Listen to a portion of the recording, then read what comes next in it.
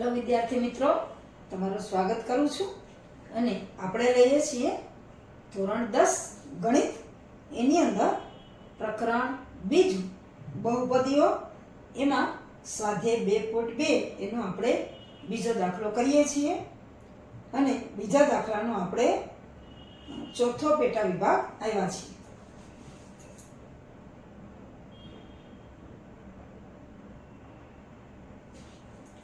જો તમારા પાઠ્યપુસ્તકની અંદર પાના નંબર 19 ઉપર આપેલ છે સ્વાધ્યાય 2.2 એનો બીજાનો ચોથો પેટા વિભાગ. હવે સૂચના છે, શું આપ્યું છે અને શું આપણે કરવાનું છે એ જોઈ લઈએ.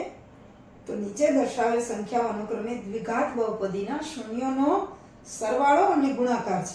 તે પછી દ્વિઘાત બહુપદી મેળવો. એના 3 પેટા વિભાગ આપણે કરી લીધા છે. ચોથો પેટા વિભાગ આવ્યા છીએ. એમાં આપ્યું છે 1 અને 1, એટલે કે શૂન્યોનો સરવાળો. આપણને આપ્યો છે 1 અને શૂન્યોનો ગુણાકાર પણ આપણને 1 આપ્યો છે. આપણે જો શૂન્યોને આલ્ફા અને બીટા કહીએ તો આલ્ફા પ્લસ બીટા 1 છે, એટલે કે બેનો સરવાળો, અને આલ્ફા ગુણ્યા બીટા એટલે કે બેનો ગુણાકાર પણ 1 છે. જો શૂન્ય આલ્ફા અને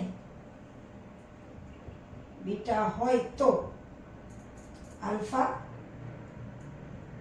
વત્તા બીટા બરાબર 1 અને આલ્ફા ગુણ્યા બીટા બરાબર પણ 1. તો આપણે તમને જેમ મેં કીધું એમ આ પાઠ્યપુસ્તકના પાના નંબર 16 ઉપર સૂત્ર છે એ રીતને જ આપણે આ બહુપદી મેળવીએ છીએ. તો સૂત્ર પ્રમાણે ax વર્ગ વત્તા bx વત્તા c બરાબર અહીં લખીએ કે x વર્ગ ઓછા આલ્ફા વત્તા બીટા x વત્તા આલ્ફા ગુણ્યા બીટા. આ સૂત્ર પ્રમાણે આપણે એનો સરવાળો અને ગુણાકાર એટલે કે આલ્ફા વત્તા બીટા અને આલ્ફા ગુણ્યા બીટાની કિંમત મૂકી દઈએ. ax વર્ગ વત્તા bx વત્તા c બરાબર કે x વર્ગ. હવે જો આલ્ફા વત્તા બીટા બરાબર 1 છે, એટલે ઓછા 1x અને આલ્ફા ગુણ્યા બીટા બરાબર પણ 1 જ છે, એટલે કે 1. તો કે x વર્ગ x ગુણ્યા 1 એટલે કે x અને વત્તા 1. આ બહુપદી આપણને મળે છે, એટલે કે ax વર્ગ વત્તા bx વત્તા c બરાબર x વર્ગ ઓછા x અને વત્તા 1. એટલે આપણી પાસે જે શૂન્યનો સરવાળો અને ગુણાકાર આપ્યો હતો એના ઉપરથી દ્વિઘાત બહુપદી માંગી હતી. એટલે આપણે કહેશું કે માંગેલ દ્વિઘાત બહુપદી કઈ છે? તો કે x વર્ગ ઓછા x વત્તા 1 છે. આ આપણી પાસે માંગેલ દ્વિઘાત બહુપદી હતી. x વર્ગ ઓછા x અને વત્તા 1. હવે જો બીજાનો દાખલા નંબર 2 નો પેટા વિભાગ 5મો આપણે લઈએ. -1/4 અને 1/4. -1/4 અને 1/4 એટલે આપણને શૂન્યનો સરવાળો -1/4 અને ગુણાકાર +1/4 આપેલો છે. એટલે કે શૂન્યનો સરવાળો -1/4 અને શૂન્યનો ગુણાકાર વત્તા 1/4 આપેલો છે. અને પહેલાની જેમ જો આલ્ફા અને બીટા આપણે કહીએ તો અલ્ફા વત્તા બીટા ઓછા 1/4 અને આલ્ફા ગુણ્યા બીટા વત્તા 1/4 છે. જો શૂન્ય આલ્ફા અને બીટા હોય તો આલ્ફા વત્તા બીટા ઓછા 1/4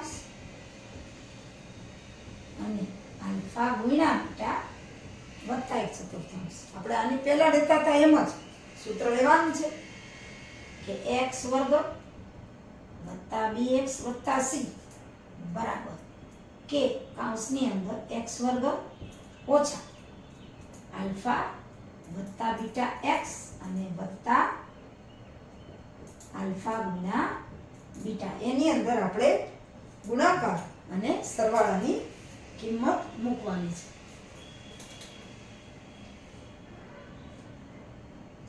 x વર્ગ વત્તા bx પ્લસ c બરાબર કે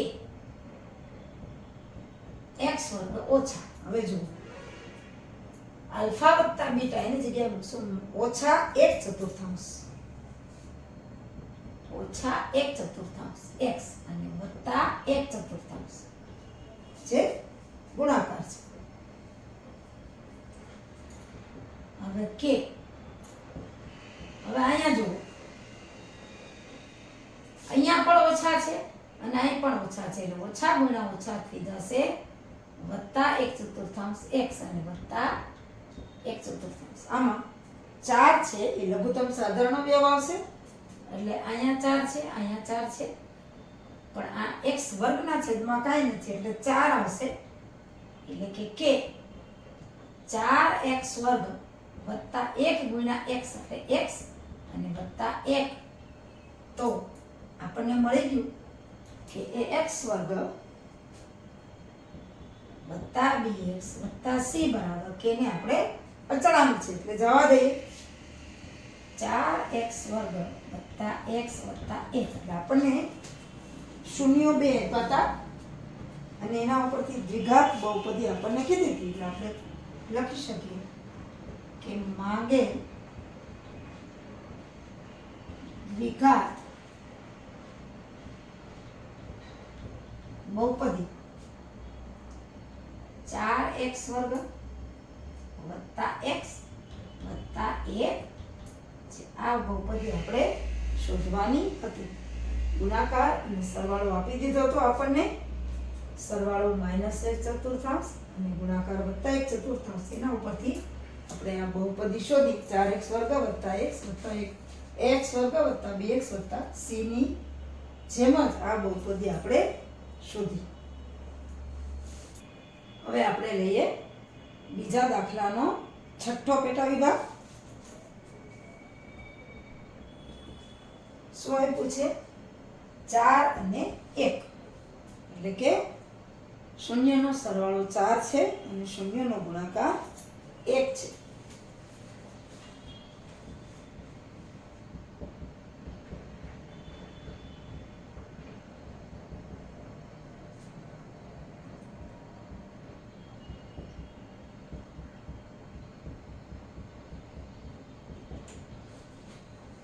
તો જો એના શૂન્ય આલ્ફા અને બીટા હોય તો પેલાની જેમ જ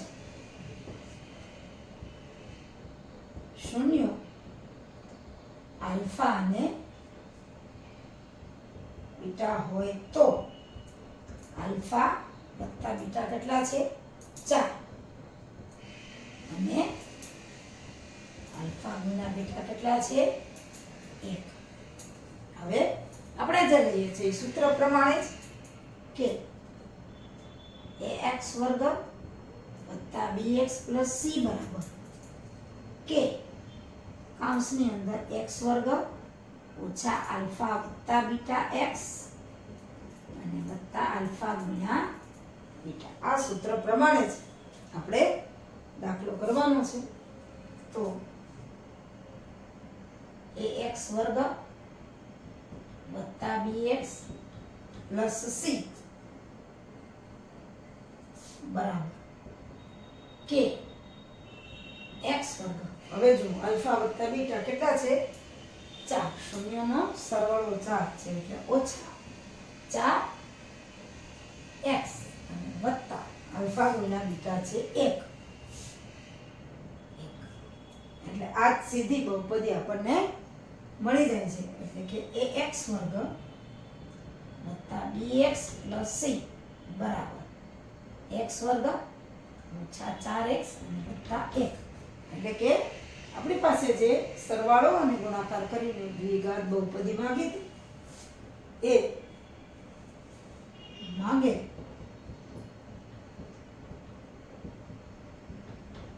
દ્વિઘાત બહુપદી કઈ છે? ax વર્ગ વત્તા bx પ્લસ c બરાબર x વર્ગ ઓછા 4x વત્તા 1 છે. આ દ્વિઘાત બહુપદી આપણી પાસે માંગી હતી. સરવાળો અને ગુણાકાર આપી દીધા તો એના ઉપરથી સૂત્રમાં કિંમત મૂકી અને આપણે દ્વિઘાત બહુપદી મેળવી છે. આ રીતે જ બધા દાખલાઓ થાય છે. જુઓ વિદ્યાર્થી મિત્રો, આ રીતે સ્વાધ્યાય બીજું એટલે કે બહુપદીઓ અહીંયા પૂરું થાય છે. આમાંથી તમારે 6 માર્કનું પૂછાય છે. જો વ્યવસ્થિત તમે કરો તો 6 માર્ક તમે મેળવી શકો. આમાં મુખ્ય આપણે શું જોયું કે જે બહુપદી એક કરતાં વધારે પદ હોય ને બહુપદી કહેવાય. એક ઘાતવાળી બહુપદીને સુરેખ બહુપદી. દાખલા તરીકે 2x વત્તા 7 તો આ સુરેખ બહુપદી છે. ત્યાર પછી 3x વર્ગ વત્તા 5x વત્તા 9 આ દ્વિઘાત બહુપદી છે એટલે કે જેની બે ઘાત છે. પછી 4x નો ઘન ઓછા 3x વર્ગ ઓછા 7x ઓછા 10 હોય તો આને ત્રિઘાત બહુપદી કહેવાય. સૌથી વધારે ઘાત હોય એ બહુપદીની ઘાત છે. આ આપણે શીખ્યા. અને એક ઘાત હોય એ સુરેખ બહુપદી છે. ત્યાર પછી બહુપદીના શૂન્ય એટલે કે એમાં x ની કિંમત કેવી રીતે મેળવવામાં આવે એ આપણે જોયું. ત્યાર પછી કોઈ પણ આલેખ છે એમાં x અક્ષને જેટલા બિંદુમાં આલેખ છેદે એટલા એના x ના શૂન્યો છે એમ કહી શકાય. x અક્ષને આલેખ જેટલા બિંદુઓમાં છેદે એટલા બિંદુઓ એના શૂન્યો છે. તમને આલેખ દોરેલો આવશે અને શૂન્યો કેટલા છે એમ પૂછ્યું હશે પરીક્ષામાં તો x અક્ષને આલેખ છે જેટલા બિંદુઓમાં છેદે 1 માં 2 માં 3 માં કે 4 માં કે 5 માં x અક્ષને છેદતો હોય આલેખ તો જેટલા બિંદુઓમાં છેદે એ એના શૂન્યો કહેવામાં આવે. ત્યાર પછી એના વ્યાપક બહુપદી આપણે જોઈ કે x વર્ગ પ્લસ bx પ્લસ c બરાબર 0. એમાં બીજ શોધ્યા આપણે અવયવની રીતથી. અને જો એનો સરવાળો હોય તો શૂન્યોનો સરવાળો જેને આપણે હમણાં જ આપણે જોયું કે આલ્ફા અને બીટા બે શૂન્યો હોય તો આલ્ફા વત્તા બીટા એટલે કે માઇનસ b ના છેદમાં a હોય અને શૂન્યોનો ગુણાકાર